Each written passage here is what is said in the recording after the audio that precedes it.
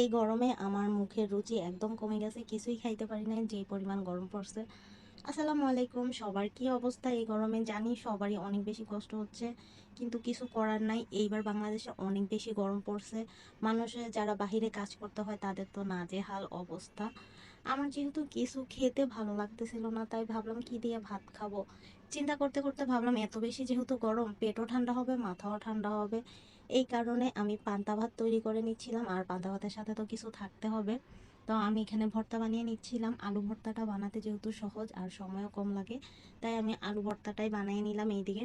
এই যে দেখতেই পাচ্ছেন আমার আলু ভর্তা অলরেডি হয়ে গেছে। যেহেতু আগে থেকে প্ল্যানিং করা ছিল না যে পান্তা ভাত কালকে খাবো, তো এই জন্য গরম ভাত দিয়ে পান্তা ভাত তৈরি করে নিতে হবে। এখানে পান্তা ভাত বানানোর জন্য আমি ইনগ্রেডিয়েন্ট নিয়ে নিলাম। এখানে একটু পেঁয়াজ আর দুইটা মরিচ নিয়ে একটু সামান্য লবণ দিয়ে আমি মেখে নিচ্ছি। এটার সাথে আমি একটু লেবু চিপে দিব। লেবুর রসটা থাকলে একটু টক টক লাগবে। আমরা জানি টক জাতীয় জিনিস খেলে মুখের রুচি বাড়ে, আর ফ্লেভারের কারণে আরও বেশি মজা লাগবে, তাই আমি এখানে লেবু চিপে দিছি। তারপর ওই মেখে নেওয়া পেঁয়াজগুলোর মধ্যে আমি পানি দিয়ে দিলাম, আর এখানে দিয়ে দিলাম আমি গরম ভাত। এই ভাতগুলা পেঁয়াজ আর মরিচের সাথে ভালো করে মিক্স করে নিব, তাহলেই না খেতে ভালো লাগবে, তাই না?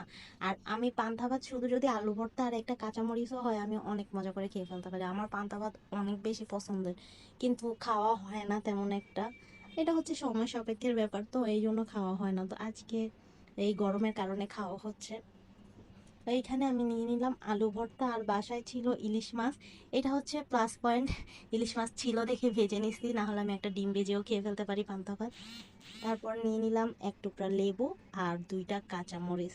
দেখতেই পাচ্ছেন আমার সুন্দর পান্তা ভাতের থালাটা রেডি হয়ে গেছে। তো আজকের ব্লগটি এই পর্যন্তই।